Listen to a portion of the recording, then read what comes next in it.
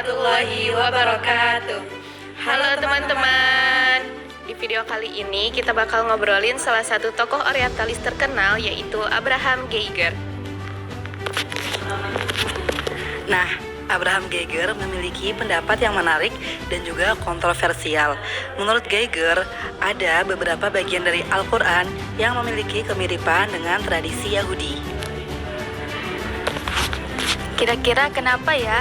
Dan apa alasan Abraham Geiger berpemikiran seperti itu? Dan gimana ya tanggapan dan kritik para sarjana muslim tentang pemikiran Abraham Geiger?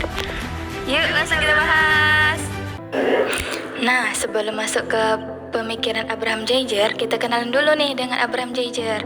Abraham Geiger itu merupakan seorang rabi, sejarawan, dan tokoh reformasi Yahudi.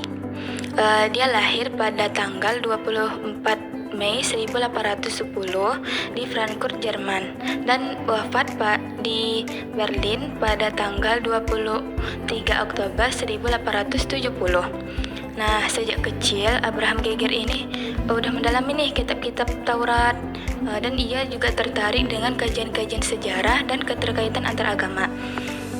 Karena keterkaitan itulah yang membawa Abraham Geiger menempuh pendidikan di Universitas Heidelberg dan Bonn. Nah, salah satu karya Abraham Geiger yang terkenal itu judulnya dalam bahasa Indonesia, yaitu Apa yang Diambil Muhammad dari Yudaisme.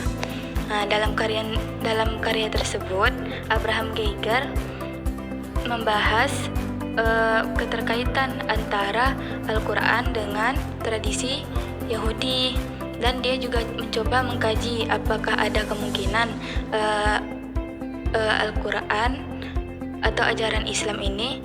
Dalam karya tersebut, Abraham Geiger mencoba mengkaji adanya hubungan Al-Quran dengan tradisi Yahudi. Serta Abraham Geiger juga mengkaji juga apakah ada adanya kemungkinan tradisi Yahudi mempengaruhi ajaran Islam.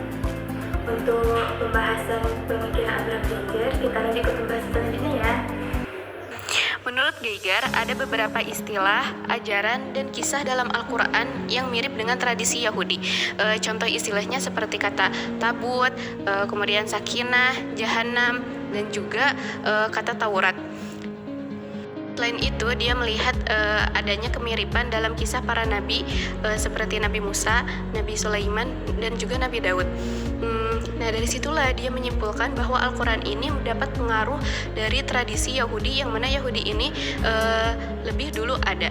Nah, untuk tahu alasannya, kita lanjut ke pembahasan kritik sarjana muslim. Nah, kali ini kita akan membahas kritik tokoh muslim terhadap pemikirannya Geiger. Jadi, menurut para sarjana muslim, terjadi kemiripan ajaran Islam dengan tradisi Yahudi, bukan berarti Al-Quran mengambil dari tradisi Yahudi. Nah, kemudian ada kisah, jadi menurut Geiger Nabi Muhammad belajar langsung dari tokoh Yahudi dan Nasrani. Padahal enggak. Ini kisahnya adalah ketika Nabi Muhammad bertemu dengan Waraqah bin Naufal dan Zibr ar-Rumi. Yang pertama, ketika beliau bertemu dengan Waraqah bin Naufal, terjadi ketika peristiwa Nabi Muhammad bertemu dengan malaikat Jibril di Gua Hiro. Dan Waraqah bin Naufal hanya mengucapkan beberapa kata-kata. Ini adalah pertemuan yang sangat singkat.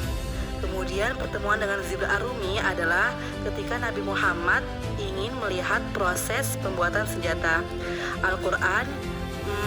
Al-Quran membahas tuduhan-tuduhan mereka ini dalam surah An-Nahl ayat 103 yang berbunyi, A'udzu billahi minasyaitonir rajim.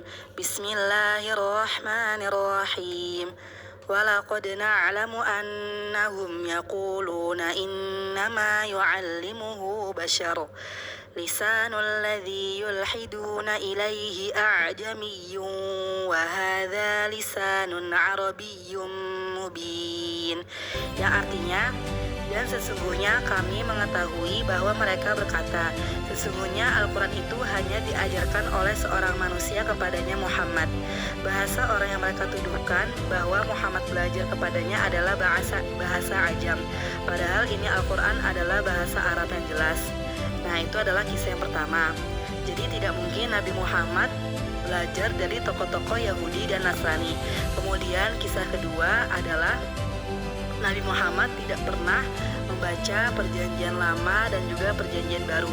Jadi ketika beliau tidak membaca, bagaimana Nabi Muhammad bisa tahu kan? Jadi nggak tahu.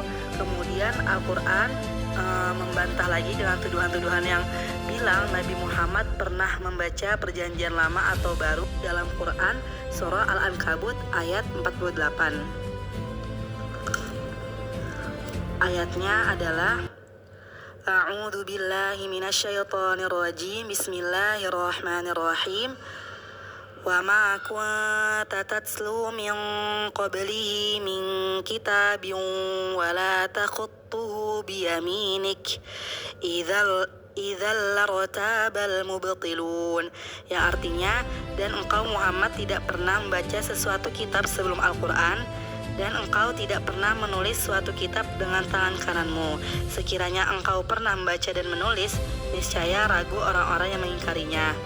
Nah, jadi bisa disimpulkan bahwa Al-Quran turun dalam bahasa Arab yang jelas, bukan bahasa ajam.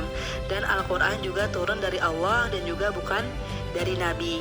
Terjadi kemiripan dengan tradisi Yahudi dan Islam adalah bentuk kesinambungan penyempurnaan wahyu, bukan hasil peniruan. Nah, itu dia pembahasan singkat kita tentang Abraham Geiger dan juga pandangannya terhadap Al-Quran. Nah, semoga video ini dapat menambah wawasan kita dan juga supaya kita lebih terbuka dalam memahami berbagai sudut pandang dalam kajian Al-Quran. Nah, kalau teman-teman punya komentar ataupun pendapat ataupun pertanyaan, boleh langsung ditulis di kolom komentar ya. Jangan lupa like, share, dan subscribe. Sampai jumpa di video selanjutnya. Wassalamualaikum warahmatullahi wabarakatuh.